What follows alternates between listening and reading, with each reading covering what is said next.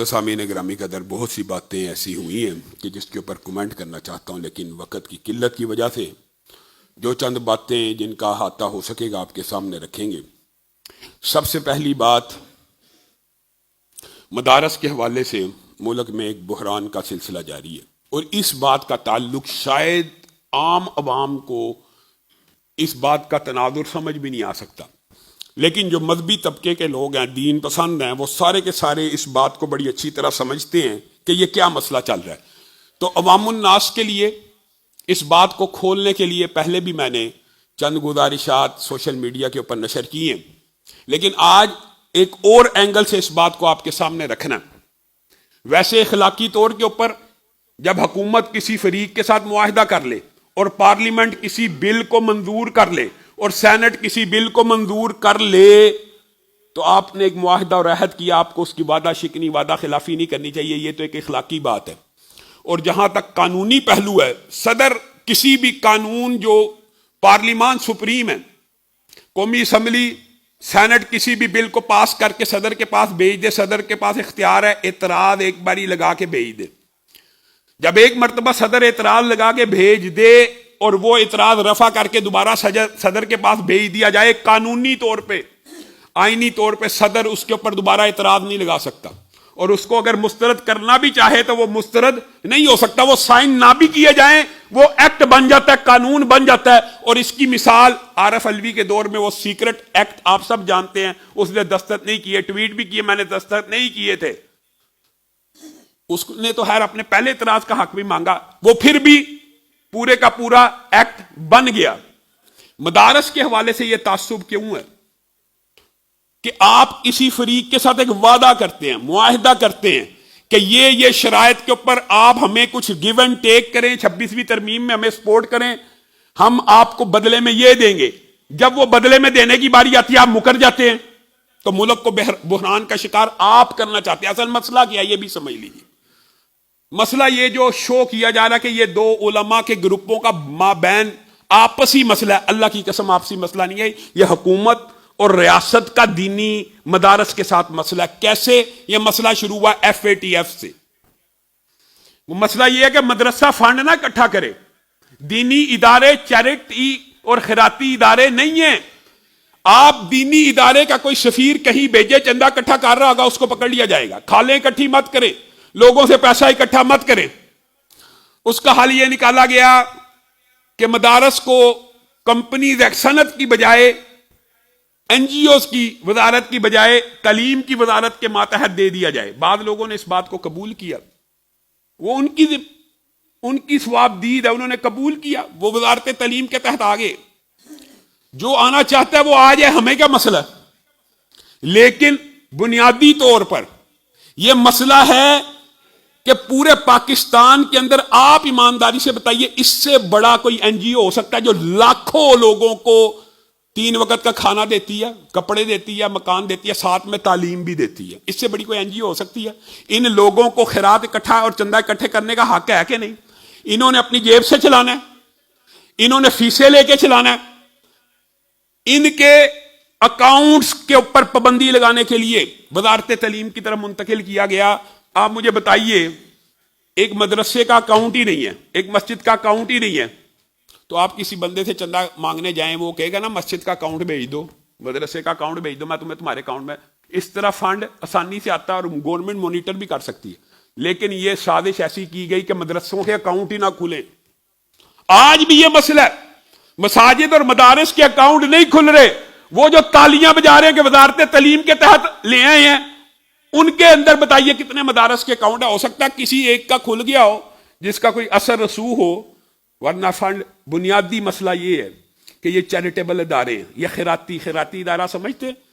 اس سے بڑا خیراتی ادارہ کون سا؟ وہ کنڈیم کرنا چاہتے ہیں کہ مدرسوں کو خیراتی اداروں کی لسٹوں سے نکال دیا جائے۔ ہسپتالوں کو خیرات دینی چاہیے، اعتراض نہیں ہے، شوکت خانم کو بھی دینی چاہیے، انمول کو بھی دینی چاہیے، دنیا کے میں کہتا ہوں جو بھی خیراتی ادارے۔ لیکن آپ یہ کہیں کہ خیراتی ادارے بس یہی رہیں اور دین اسلام کے مدارس چیریٹیبل اور خیراتی اداروں کی لسٹوں سے باہر نکل جائیں اور ان کے اکاؤنٹ کھولنے میں مسئلہ پیش آئے، اور پھر یہی ایک بات نہیں، یہ ایک اینگل ہے صرف جس کے لیے مولانا فضل الرحمان پورے پاکستان کے دینی مدارس کی جنگ لڑے ہیں اور ہم اس موقف کے اوپر ان کے شانہ بشانہ کھڑے ہیں. ان کا موقف صائب اور درست ہے. اور یہ صرف ایک بات نہیں ہے, صرف یہ چندے کا مسئلہ نہیں ہے. پھر وہ سیکولر لوگ کہتے ہیں مولویاں نو چندے دی فکر پی گئی ہے. اور بھائی اتنے لاکھوں کروڑوں بچوں کو اگر مدارس والوں نے چلانا ہے تو بغیر چندے کے چلانا ہے؟ کیسے چلانا ہے؟ اس کو کنڈیم کیا جا رہا ہے. دینی تعلیم کو سپریس کرنے کے لیے یہ ایک اینگل ہے. اور دوسرا اینگل یہ ہے وزارت تعلیم کے تحت وہاں سے ایک نوٹیفکیشن آ جائے کہ آپ نصاب میں یہ کتاب لگانی ہے, آپ کا نصاب ایسا ہوگا. یہ صرف مدارس میں دینی تعلیم کے اوپر پابندیاں نہیں ہیں, بلکہ اپنی من چاہی نصاب اور من چاہا برین واشنگ کا بھی مسئلہ ہے. وہ دین کے طالب علموں کو چاہتے یہ ہیں کہ اب وہ ایسے ایسے برین واش ہوں اور ان کا یہی نصاب ہونا چاہیے, یہ نصاب ہونا چاہیے, یہ نصاب ہونا چاہیے. ایسی پابندیوں کو دینی مدارس کبھی قبول نہیں کریں گے. دین میں قرآن چلے گا, حدیث چلے گی, اور یہی ہمارا نصاب ہے اور یہی ہمارا نصب العین ہے. اگر کوئی ہمیں کہے گا کہ فلاں بھی لگا دیا جائے نصاب کے اندر, یہ اعتدال کی بات بھی ڈال دی جائے, قرآن پاک سے جی یہ آیتیں نکال دی جائیں, نصاب میں یہ جی آیتیں نہ, اگر اس طرح کی بات کرنی ہے, اگر یہی آپ نے اس اینگل کو وسیع بھی کرے نا, تو پھر تو ہم ایک دوسرے کے مسلکوں کے اندر بھی وہ کہیں گے جی تو عیدی آیتیں کاٹ دو. آپ تو جہاد کی آیتوں کے اس ٹائم نکالنے کی بات کرتے ہیں نا, نصاب سے پھر توحید بھی نکال دی جائے. ہر بندے کا ایک اینگل ہے. دینی مدارس کو حق ہے کہ قرآن و سنت کی تعلیم دے سکیں. اور پھر دکھ کی بات پتہ کیا ہے, اس کا ایک تیسرا اینگل بھی ہے. جتنے مشنری سکول جو قومیائی گئے تھے جب, وہ سارے عیسائیوں کو واپس دیے جا رہے ہیں. کوئی اعتراض نہیں ہے, دے دیا گیا ایف سی کالج, کیتھیڈرل, جو بھی ادارے. لیکن کیا جامعہ اسلامیہ بھاولپور واپس ملا؟ یہ ہے دوہرا معیار ہمارے پاکستان میں ریاست کا کہ ایف سی کالج کی کمائی مشینری ادارے کے طور پہ ان کو واپس مل رہی ہے. وہ عیسائی مشینری کو پیسہ بھی جا رہا ہے, اس میں ایف ای ٹی ایف کا کوئی مسئلہ نہیں ہے. لیکن جامعہ اسلامیہ بھاولپور یا انجمن حمایت اسلام یا جتنے ادارے قومیائے گئے تھے جو مذہب پسندوں نے بنائے تھے, آپ کے اور میرے پیسوں سے بنے تھے, اور وہ گورنمنٹ نے حاصل کر لیا, وہ واپس نہیں ملنے. یہ اگر واپس دے دیے گئے تو مولوی کے پاس پیسہ آ جائے گا, دینی ادارے مضبوط ہو جائیں گے. جامعہ اسلامیہ بھاولپور واپس نہیں دینا کہ اگر واپس آ گیا تو فیسیں اکٹھی ہو جائیں گی. انجمن حمایت اسلام اور دیگر ادارے واپس نہیں دینے. یہ دوگلی پالیسی ہے حکومت کی, اور یہ بحران حکومت نے کھڑا کیا ہے. ہاں, ہر دور میں, اللہ معاف کرے, میں علماء کے کسی طبقے کو تند و تشنیع کا نشانہ نہیں بنانا چاہتا, لیکن ہر دور میں ایسے عالم میسر آ جاتے ہیں جو سرکار اور دربار کے سامنے حاضری دیتے ہیں.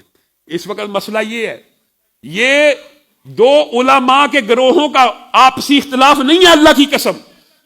یہ ریاست کا دینی اداروں کے ساتھ ایک واضح ٹکراؤ ہے, اور ریاست چاہتی ہے شروع سے کھالوں کے اوپر پابندیاں لگائیں, چندہ اکٹھے کرنے پہ پابندیاں لگائیں, اکاؤنٹ کھولنے پہ پابندیاں لگائی, مساجد کے این او سی مشکل کر دیے. شراب خانہ کھولنا آسان ہے, مسجد کھولنا مشکل ہے. آپ اندازہ یہ کریں, یہ کیا, یہ ہماری ترجیحات ہیں. اس لیے یہ وطن بنایا گیا تھا. یہ مسئلہ ہے. ہاں, دربار اور سرکار کے اندر حاضری دینے والے, میں ان کو درباری سرکاری بھی نہیں کہتا. وہ علماء کو اگر کوئی چیز اچھی لگتی ہے گورنمنٹ کی, مان لیں, آپ مان لیں, ہم نہیں مانتے. ہمارا موقف یہی ہے کہ مساجد مدارس کی رجسٹریشن, میں تو مسجد کے بارے میں آواز اٹھاتا ہوں کہ مسجدوں کے این او سی کے اندر ریلیکسیشن ہونی چاہیے. مسجد کا این او سی ادارہ کوئی روکے کہ یہ بندہ شر پسند ہے, پتہ کیسے رکتا ہے؟ آپ کو تو پتہ ہی ہے, یہاں پہ اس ممبر سے کئی مرتبہ, او جی مسجد بند کر دو. کیوں جی؟ او فلاں محلے دے جڑے دوجے مسلک دے لوگ نے وہ نہیں چاہتے, اس وجہ سے این او سی روکا جاتا ہے. یہ کوئی بات ہے؟ کوئی عقل اور منطق کے اوپر بات کرنی چاہیے. تو اس موقف کے اوپر یہ مولانا فضل الرحمان صاحب کا موقف دین پسندوں کا, اسلام پسندوں کا متفقہ اور نمائندہ موقف ہے. اور جو دیگر علماء ہیں وہ ریاست اور دربار اور سرکار کے موقف کو پروموٹ کر رہے ہیں. یہ دو علماء کے گروپوں کا آپس میں تصادم نہیں ہے.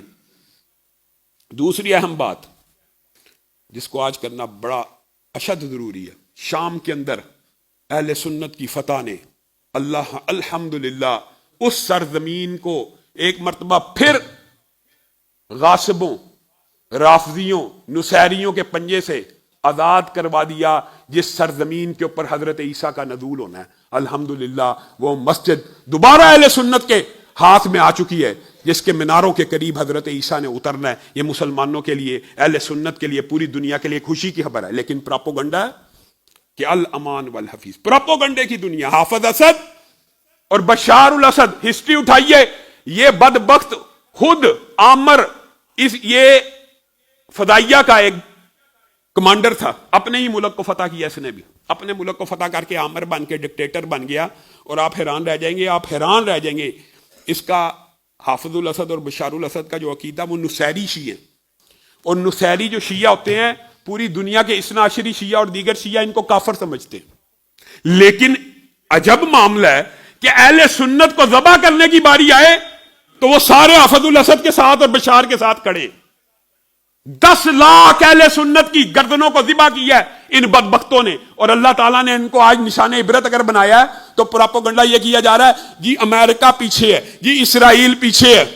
جب تک وہ بشار اور حافظ الاسد وہاں پہ حکمران تھے انہوں نے اسرائیل کے اوپر کون سی بمباری کی ہے؟ انہوں نے کون سی جنگ لڑی ہے؟ آپ کی رافضی ریاستیں اس خطے میں ایک عرصے سے 50 سال سے زائد موجود ہیں. آپ نے اسرائیل کو کیا تباہ کیا ہے؟ آپ اپنے کردار کے اوپر روشنی ڈالیں. پراپوگنڈے کے اوپر پراپوگنڈا. ایک اہل حدیث کمانڈر نے فتح کر لیا تو ان کو راتوں کو نیند نہیں آ رہی کہ یہ کیا ہو گیا، یہ جی اسرائیل نے کروایا، یہ جی امریکہ نے کروایا. وہ جو 10 لاکھ وہ جو جیل کے اندر سے ایسے ایسے دردناک واقعات وہاں پہ سامنے آ رہے ہیں. اللہ کی قسم آپ اپنے آنسو نہیں روک سکتے. جو ایسے ایسے لوگ آزاد ہوئے ہیں. ایک ماں نے بچہ جنا جیل میں، وہ 18 سال کا ہو چکا، باہر آیا، اس کو یہی نہیں پتا کہ آسمان کیا ہے اور درخت کیا ہے. ایک بندہ جیل سے نکل کے کہہ رہا ہے کیا صدام حسین نے فتح کر لیا. ان کو یہی نہیں پتا صدام بھی مر گیا، حافظ الاسد بھی مر گیا. انہوں نے آسمان نہیں دیکھا. 3 بھائی ہیں، ان کو زنجیری سے ہاتھ باندھا ہوا ہے. 18 سال سے ہاتھ زنجیریوں سے باندھے. بچپن میں ماں بھی پاگل ہو گئے ہیں کہ ہاتھ ہی نہیں چھڑا سکے 18 سال سے. لاشوں کو جلایا. وہ تو ویڈیوز آپ کے سامنے ہیں. 10 لاکھ اہل سنت کو ذبح کیا ان بدبختوں نے.